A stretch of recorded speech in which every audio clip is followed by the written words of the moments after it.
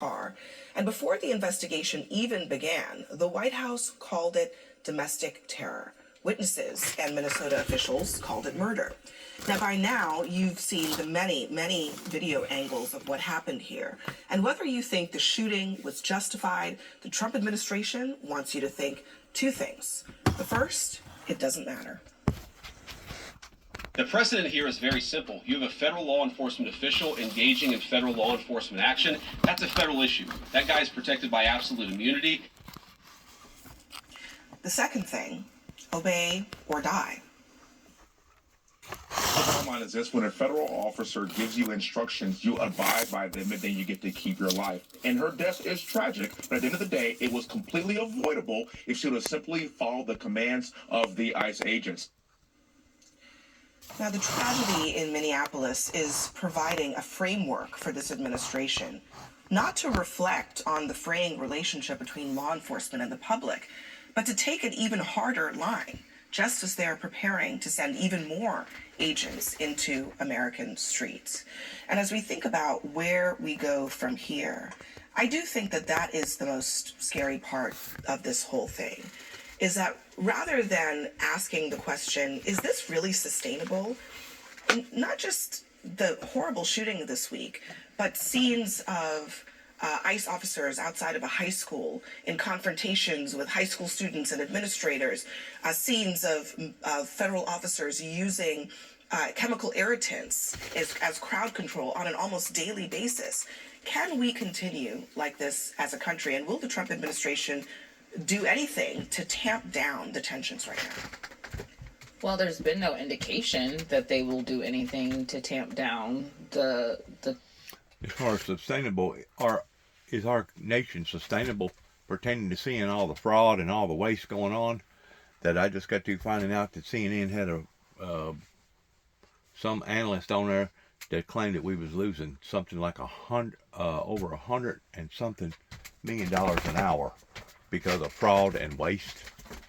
Is that sustainable? Is that sustainable, America? I don't think so.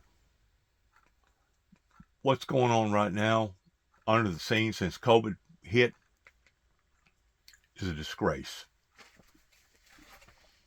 It's a disgrace. No way you can miss $9 billion worth of fraud going on. And the other big difference, Tom, is I ran a business for 37 years, didn't come from the background of being a career politician. And even in the U.S. Senate, when I was there were only a handful of us that would really know what to do to run it better. States are different, don't have the printing press in the basement. We've got to balance our budgets. You still have states that are blue, that kind of run like the federal government, that could let something like this happen. So, no, you could not miss it. Now, the fraud goes well beyond Medicaid and subsidized daycares. 2 Massachusetts bodega owners have been now charged in a $7 million SNAP fraud case where they were getting more SNAP redemptions than full-size supermarkets. Clearly, Governor, the Trump administration is focused now on investigating and prosecuting these criminals. But as you mentioned, you served in the Senate before you became governor. Isn't this a systemic problem that Congress needs to address at the federal level to fix a broken system? Systemic for sure, but you got to get 60 senators to agree to it. We didn't get 60 senators to agree to anything in the 6 years I was there that would have been transformational. And you got to remember, the other side of the aisle doesn't even show an interest in fraud and waste and abuse. They're mostly interested in getting the benefits and then don't care how to manage them. States are different, and I think you'll find enterprising red states that are not going to let this happen and are going to actually find ways to fix a lot of the things that we're involved with, where you're a partner with the federal government. Many got lured into more Medicaid because they pay a greater portion of it, but it's gotten to be so big, so poorly run, it's now starting to swamp some state budgets. That won't happen in Indiana. Well, I think the increase since COVID has been $380 billion into the system. I think the Wall Street Journal called it an all-you-can-eat buffet. But one governor who's cutting off the buffet, Mike Braun of the great state of Indiana. Congratulations to you and your team on your success. Appreciate you being with us today. Thank you. Coming up next, Democrats trying to capitalize on the tragedy in Minnesota. Just like with George Floyd, the media appears to be playing along. Our political panel is next. Stay right here. You're watching America Right Now. Unbelievable in what's going on right now pertaining to the fraud and the waste, and how many good, sound, sovereign Americans are being neglected or taken advantage of. I have never seen this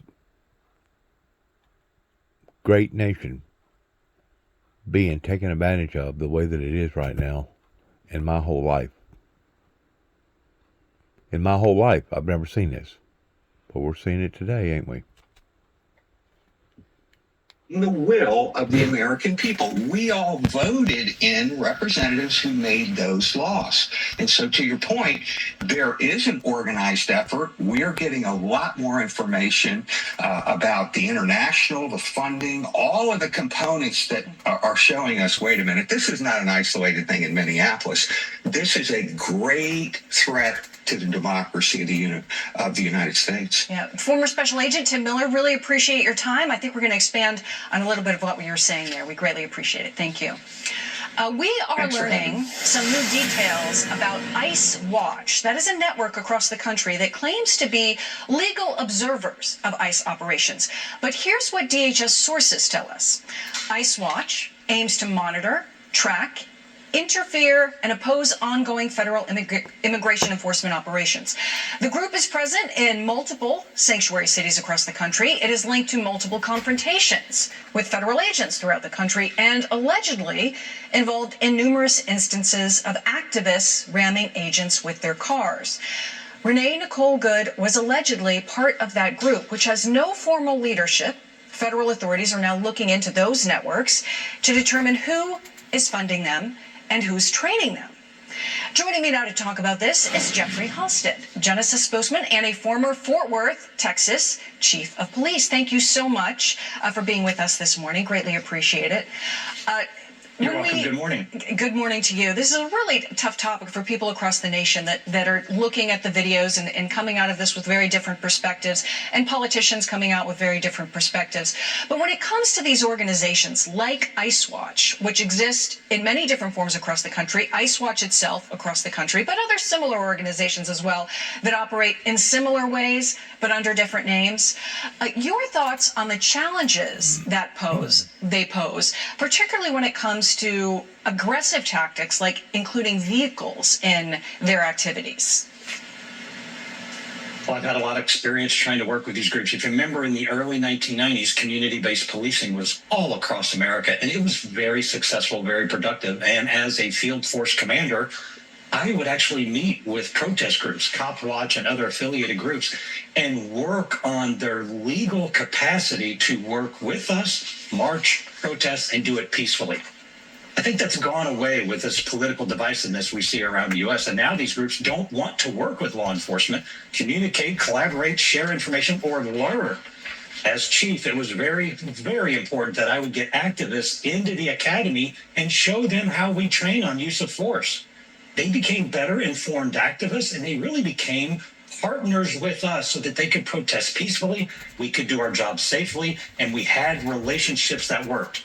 Those relationships aren't existing in Minnesota, and that is horrible. Can you imagine any sort of scenario where ICE Watch would be willing to cooperate, communicate with ICE? It seems that their effort is to shut the organization down, to shut the agency down. If they truly wanted to have an impact and make positive, proactive change, they would build communication-based relationships.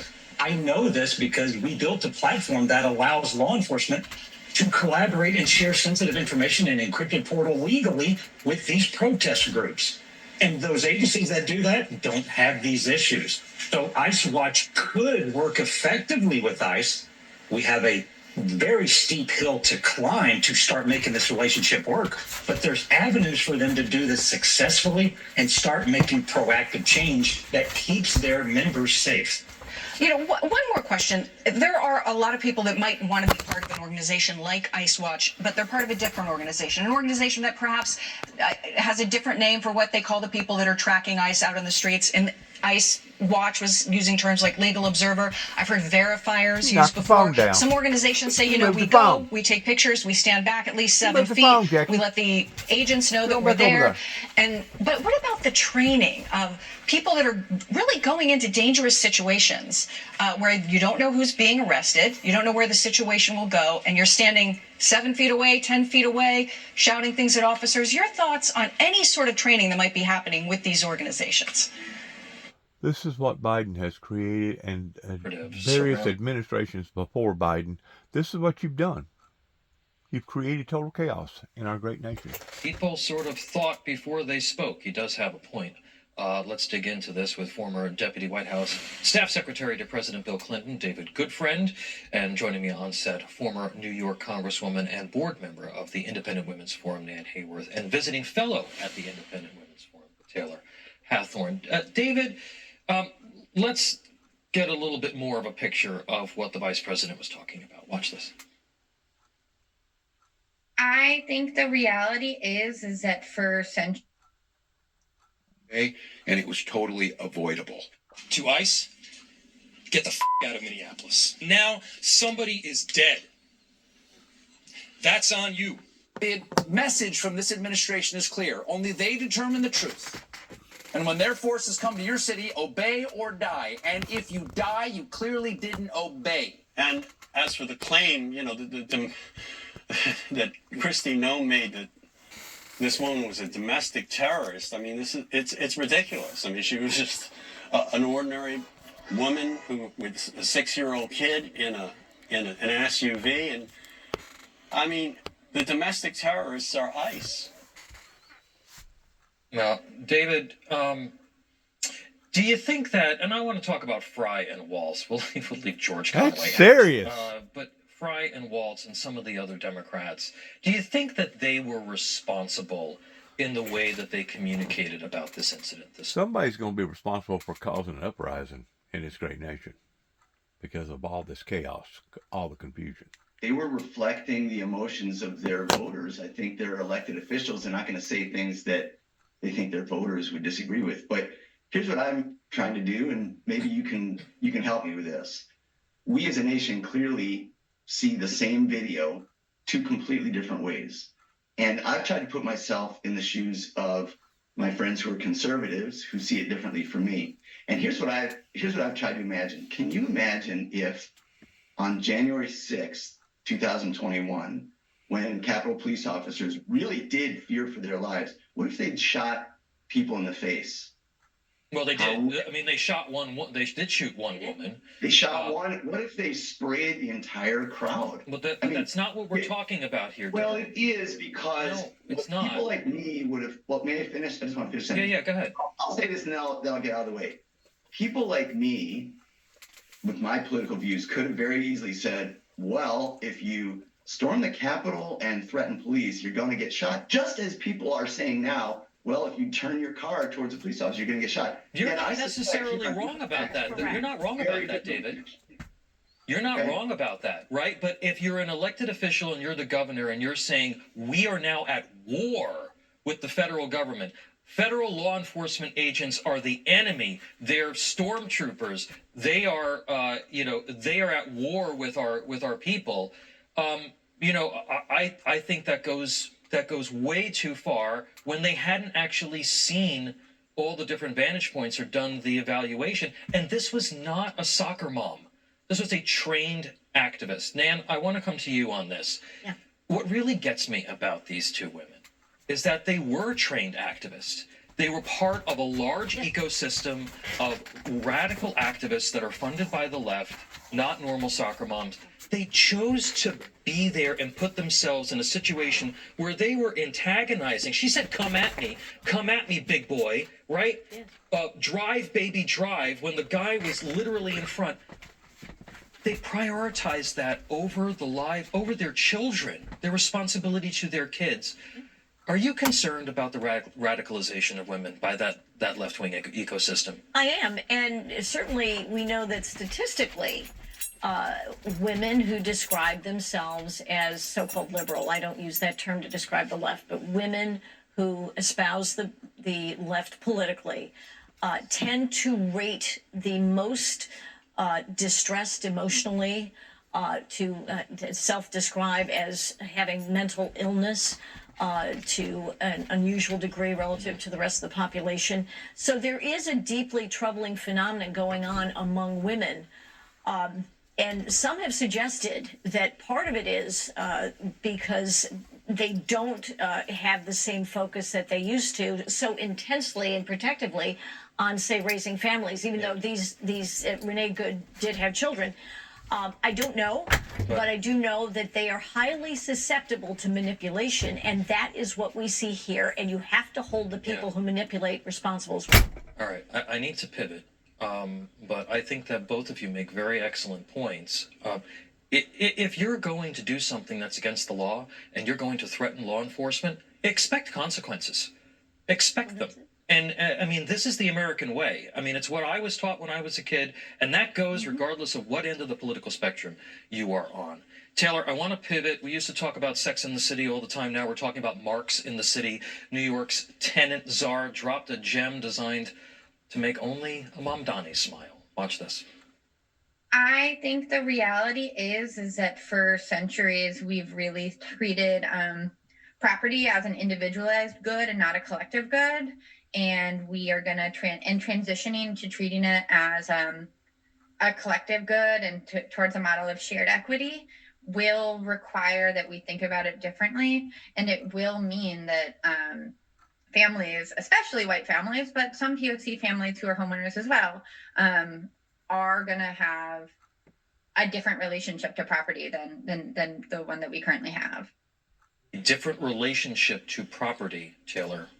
Your thoughts? I need these rich kids to stop cosplaying as like these poor kids that, you know, have never had or who have had struggles their entire life. The one thing that I will agree with her on, if I'm going to agree with her on anything, is that the American way should be to be able to buy a home, to be able to provide for your family. And because of disastrous policies from the last couple of years, that's not really been possible. And so what the Trump administration is doing by really focusing on bringing an investment into America, I think you're going to see a big revitalization of that, which is incredibly important. American families should be able to buy a home. David, real quick to you, because I'm almost out of time. The president's talking about preventing massive Wall Street organizations like BlackRock from just buying up single-family homes and therefore driving up housing costs in hot markets. Your thoughts on that?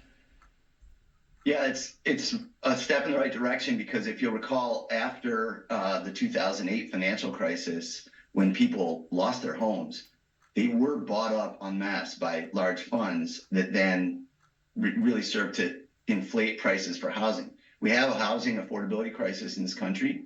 It's wonderful to hear my conservative colleague agree, and I think we should have all the possible policy options on the table, including some of the things in New York City that my own sons benefit from. One of my sons is a high school English teacher, doesn't make a lot of money, but he lives in New York.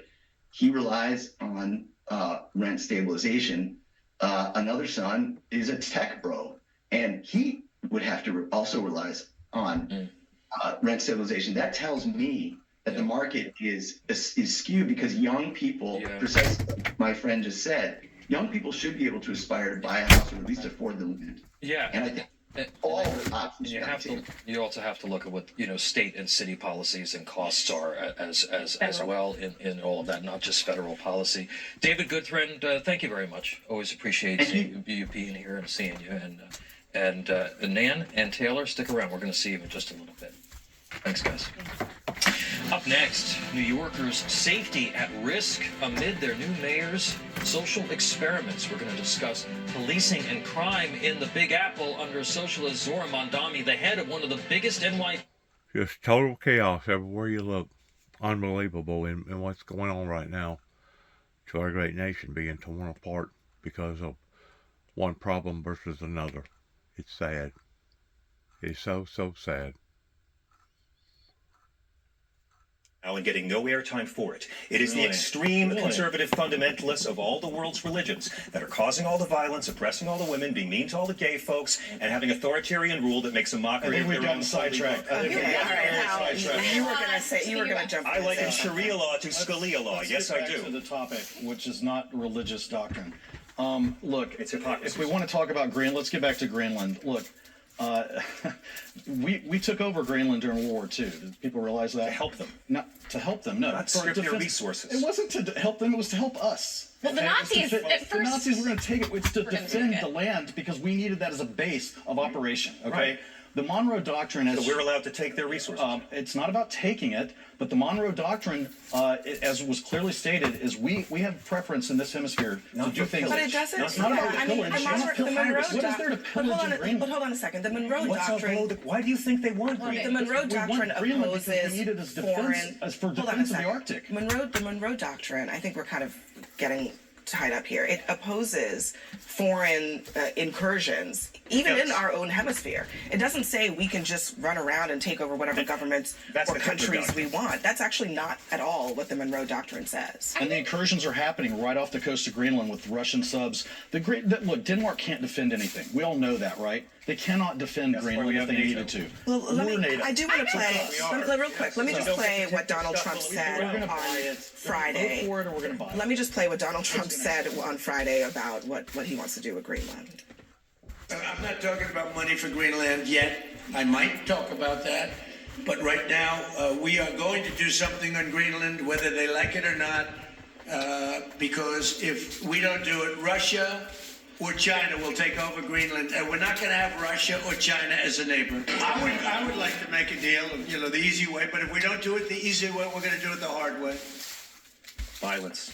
Whether they like it or not is Correct. extremely important here. Yes. Okay, a defense of Greenland. Nobody's saying that if Greenland is under attack, we can't defend it as a NATO ally. We would actually be obligated to.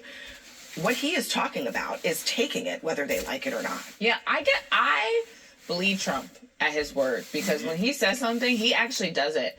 The problem is what he's saying is problematic and is not aligned with our founding fathers. Our country was to get out of a monarchy. We did not want to be governed by the king. We have a democracy because we don't want kings. We want the people. The person that Donald Trump is responsible and accountable to are the people who voted. He is even accountable to me because I'm a citizen of this country, even though I've never voted for him. He is not. I don't want Donald Trump's morality to be the thing that decide. Do I hope he has morals? Yes. Have I seen them to date? No. You cannot say whether they like it or not. That is not the way you will be able to be safe as a nation. Because let me tell you something. We might have one strike today, but when you treat people a certain way, I'm not saying the Venezuelan people are not happy that Maduro is gone, but if the conditions in Venezuela do not improve and in fact get worse, they will blame the United States and they will hate the United States. And what happens when people hate you? They begin to attack you. So actually, as an issue of national security, we should be moving with a little more precision, a little more certainty, a little bit more of a plan, and a little bit more truth that say it's not about the fentanyl and that it's about the oil. The final thing I'll say is, Americans, this election in which you elected Donald Trump, you elected him because of the economy. If they have money to buy Greenland, why do they not have money to help you buy health care, to help you buy groceries, to help first generation people go to college, to help you buy a home for folks who have never owned a home? Where is it? Because he's not talking about that. People's lives aren't getting better here, but he wants to go be the king of the world. All right, we got to leave it there. Next for us, the United States loses billions of dollars on fraud every year. But who gets punished and who gets a pass is becoming very much a bigger political issue in the Trump administration. We'll discuss that selective outrage next. Would you be surprised if the Senate seat is still won by a Democrat, despite this very wide scandal? I think, Molly, honestly, it would be tragic.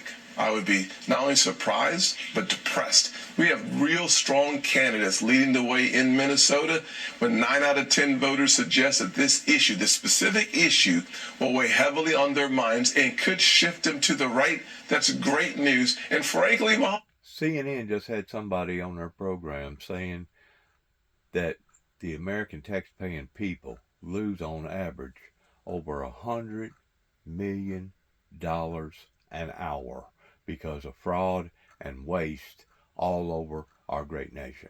Now, it's not just coming from one town or one city or one area or one state, but it's all of it in general. And that, my friends, is sad. To think that my granddaughter or my daughter-in-law, that's now a widow, cannot get proper help, but yet now we're going to get out here and we're going to allow for this to occur on levels unimaginable. There has to be some sort of balance, and that's what I would like to believe that Donald Trump is trying to do. He's trying to bring a balance into play. And yes, there's going to be bad actors. Yes, there's going to be mistakes. Yes, there's going to be somebody that's going to be too gun-ho, that's going to do something that they ought not to do. But that we should not dismantle the motive in behind what Donald Trump is trying to do towards getting things back on target. I think that's on patrol. That's what your sergeant. You know, they're going to have to be trained on not only worrying about the police officers that are there that are working in Starrett City, because that's your concern too, and now you're going to have somebody there to assist you from the city. There's going to have to be a lot of training. There's a lot of putting a lot more responsibility on detectives every day. Social justice activist Myzone Linen, who spent 7 years in prison for armed robbery, is serving on Mamdani's committee on the criminal legal system. In 2018, he posted some very troubling statements online about cops and about policing. What is the biggest concern that you have for your members today as you see some of these personnel choices and some of these policy statements being made by the new mayor?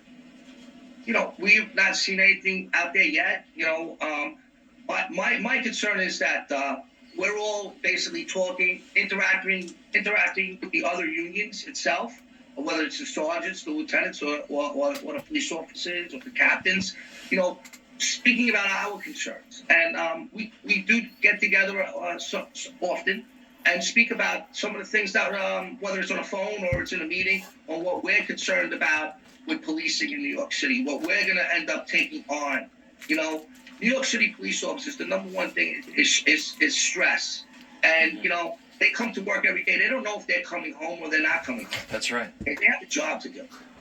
And they're here to protect the people of the city of New York. But that's just not that way in New York. That's that way with any cop in any state, in any city, in any town, in any community. You know, policing in any city requires manpower. If you don't have manpower and you can't retain and recruit cops, you've got a big problem. How big of a problem is this going to be in New York City? And could another administration that appears to be anti-cop, particularly this one that is so high profile, also have an impact on other departments across the country and their ability to recruit?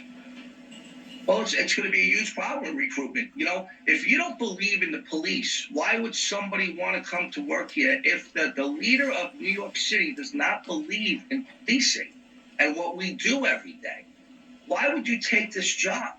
Why would you take this job when you're being criticized every day that the police are no good?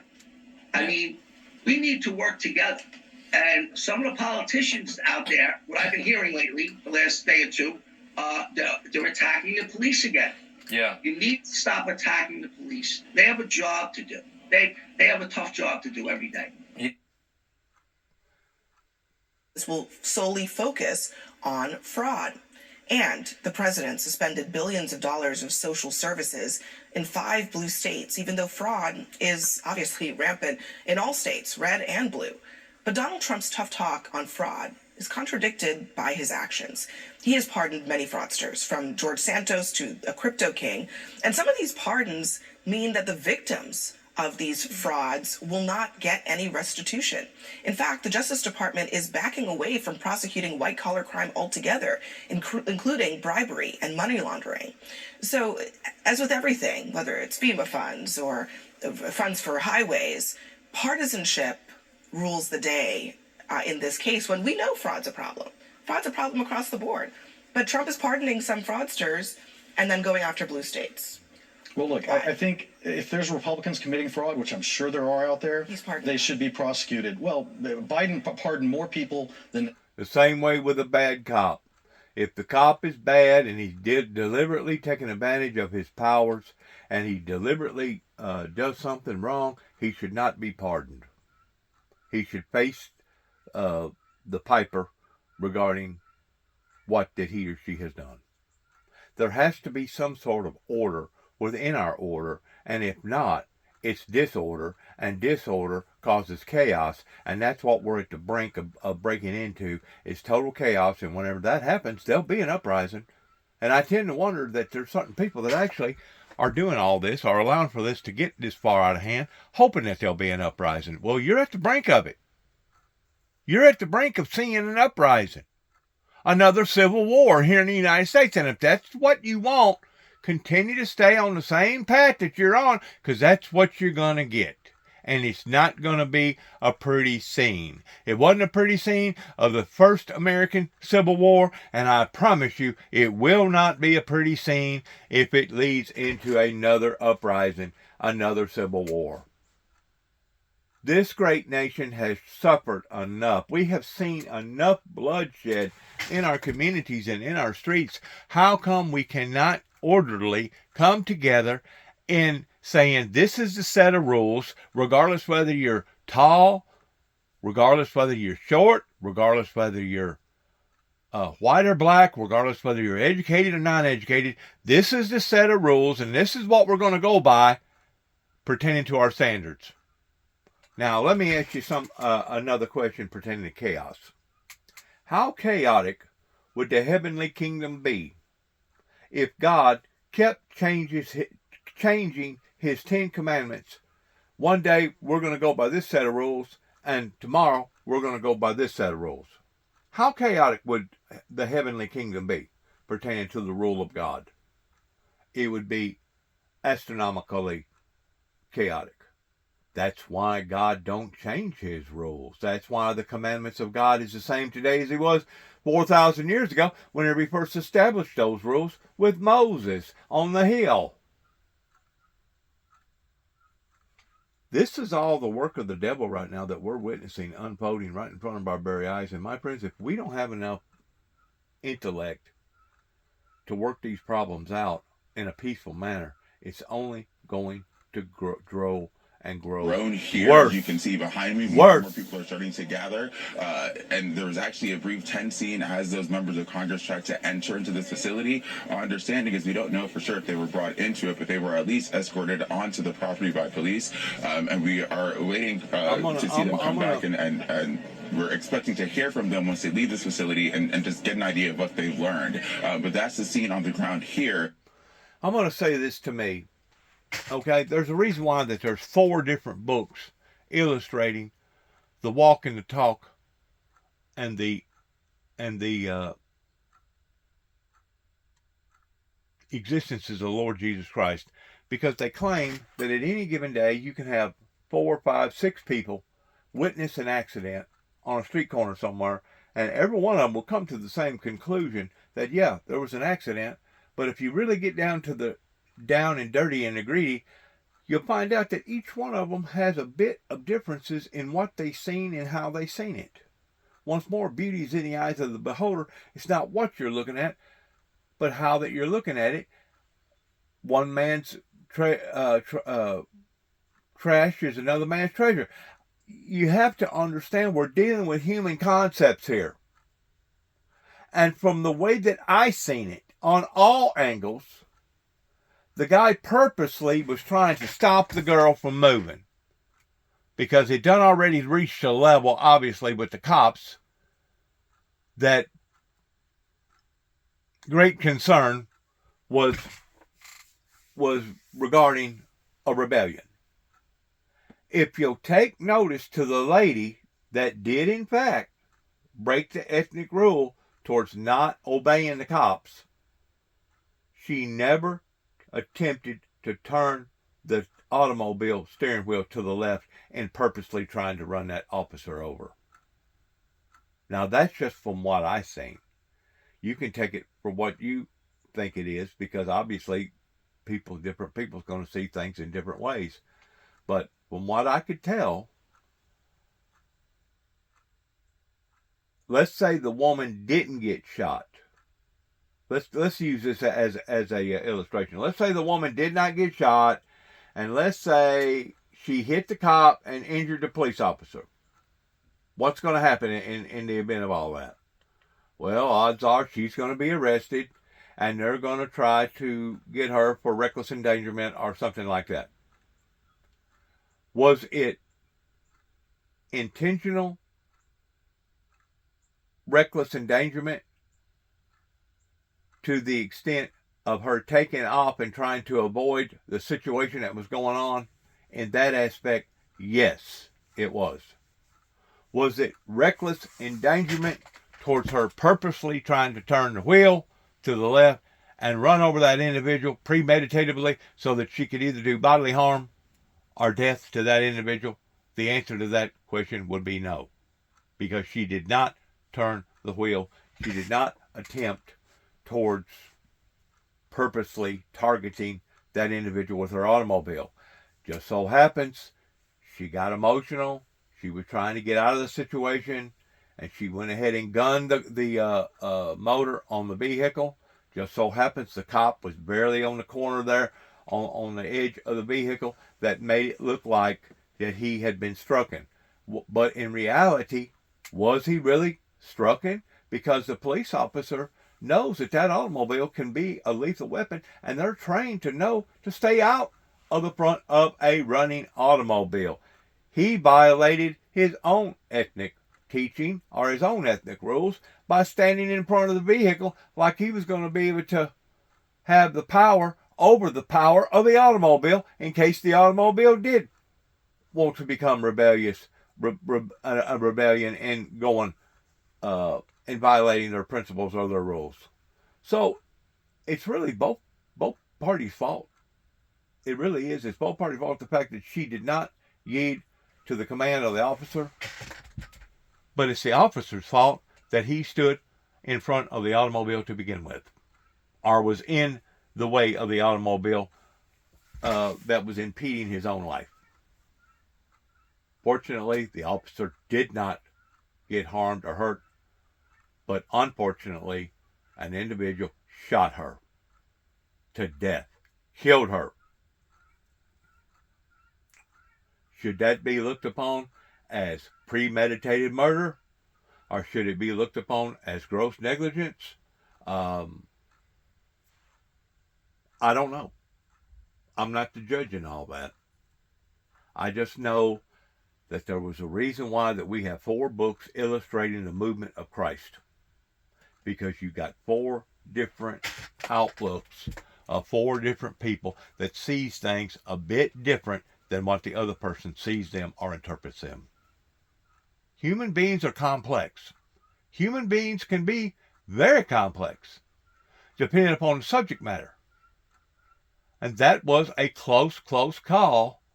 You know, that's the reason why that we put cameras on our ball fields now. That's the reason why we put cameras on NASCAR racing. That's the reason why we put cameras. That way we can go back and we can re-review what has occurred in making a closer, more truer assessment about who won and who did not win. This particular situation should be looked upon in 2 different levels, I believe. That's my belief about it. Some are going to see their insurance costs double. In December, 4 House Republicans joined with Democrats to force a vote on legislation to extend those subsidies by 3 years. That vote was held this week. 17 Republicans joined Democrats in the House to pass that legislation. Many of them were moderates, expecting tight election races this November, but don't confuse their votes for ringing endorsements of a 3-year extension of the Obamacare subsidies. Wisconsin's Derek Van Orden said, quote, "Philosophically, I completely disagree with this, but I'm not going to leave millions of Americans who truly need health care insurance in the lurch," end quote.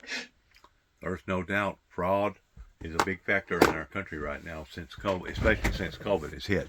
But if the truth be known, there was probably already fraud elements that was manifesting itself here in our great nation, regardless whether it was SNAP, regardless whether it was whatever, across the board, all over this great nation. God bless America. God bless our troops. God bless our endeavors towards which way we go from this moment on. And for surely, God, we have identified by now that we truly need the blessings of the Holy Father. God bless and shalom.